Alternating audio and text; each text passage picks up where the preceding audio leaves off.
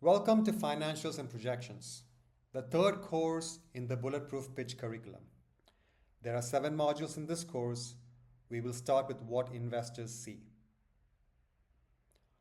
Of all the slides in a pitch deck, the financial slide is the one founders get most wrong, and the one investors read most carefully, not because the numbers are accurate, they never are, but because of what the numbers reveal about how you understand your own business.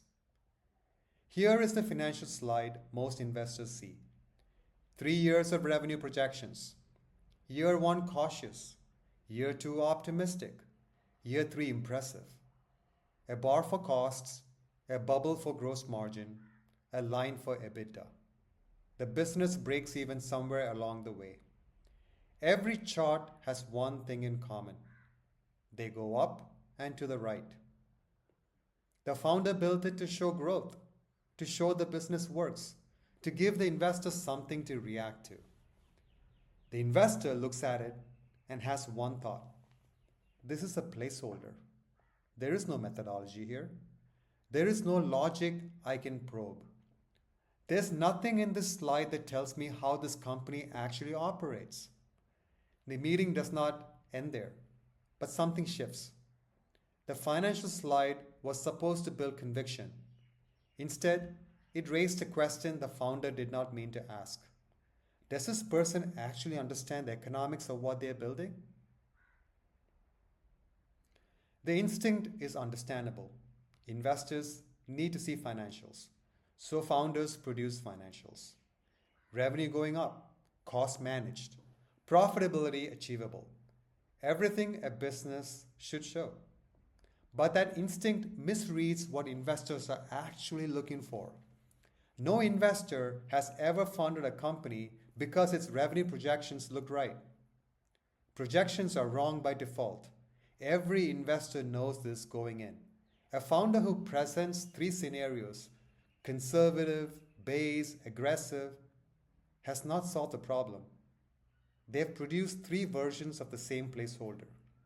What investors are looking for is the mechanism, the repeatable, scalable formula underneath the numbers. How does this company find a customer?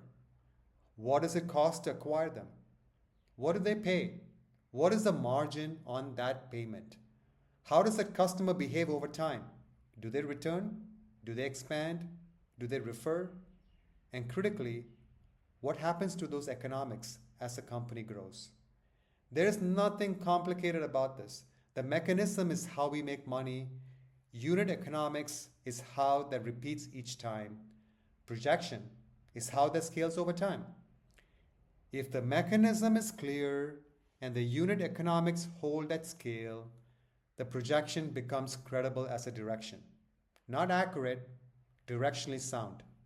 That is all an investor needs from financial projections at this stage.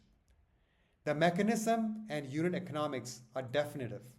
The projection is illustrative. It is a simulation of what is possible, not a prediction of what will happen. Serious investors use the projection to understand the mechanism and unit economics and answer one key question. Can this startup potentially return the fund? Not whether year 3 revenue is realistic, not whether the margins make sense in steady state. The fund return question. If the mechanism is there and the unit economics work, the answer is yes. If the slide is just a chart, the answer is unknown, and unknown does not get funded. The founder who gets this right are not better at Excel. They're actually better at explaining the business logic on the back of a napkin. They fundamentally understand the business deeper than those burying the logic in a complex Excel table. And investors can tell the difference in the first 2 minutes. The metric choices are not cosmetic. They are a signal. They tell investors whether the founder understands the specific economics that makes this business scale. The projection might be a simulation, but how you project growth is not a guess. It is a consequence of the acquisition economics and the retention dynamics built into the model.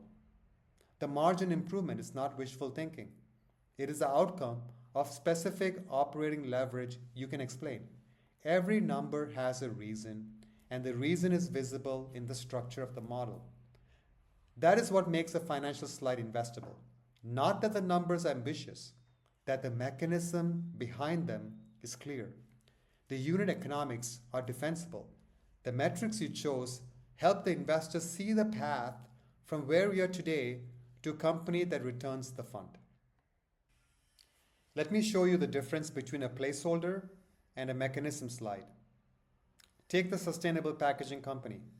The placeholder version shows year 1 revenue $1.2 million, year 2 $6 million, year 3 $12 million. Gross margin improving to 55% by year 3. Profitability by Q4 of year 2. An investor looks at that and cannot answer a single question about the business. Why does the revenue double in year 3? What drives the margin improvement? How does the business break even? The mechanism version shows something different. We carefully add 2 metrics to this chart. The first is raw material cost, which starts at $900 per ton in year 1, dropping to $650 per ton in year 2 because of a specific raw material bulk pricing threshold. In year 3, our R&D investment delivers a cheaper substitute for the raw material, dropping the unit cost to $450 per ton. The second metric we add is production capacity. In year 1, we run our production plant at 20% capacity, producing 1,200 tons of product, as we continue to set up sourcing and fulfillment capabilities. In year 2, we are up and running at 100% capacity as we eliminate the fulfillment bottleneck. Revenues are supply constrained and not demand constrained. In year 3, we add a second production line, doubling revenues as we address use cases with higher volumes at the same 12 retailers we are working with. The revenue line is an output of production capacity and raw material cost, not an input. The investor can see exactly what has to be true. The cost curve depends on volume. The volume depends on production capacity, and demand is already validated. Each assumption can be probed individually. The chart is not a placeholder. It uses 2 key metrics to make the underlying mechanism visible. Same company, same revenue potential, completely different investor experience. One invites questions, the other ends conversations. When done right, this approach does not improve the financial projection slide in your pitch deck. It improves the entire deck by creating a meaningful flow to the story. You present the mechanism in the go-to-market or roadmap slides. Prove it on the traction slide, which sets up the financial projections.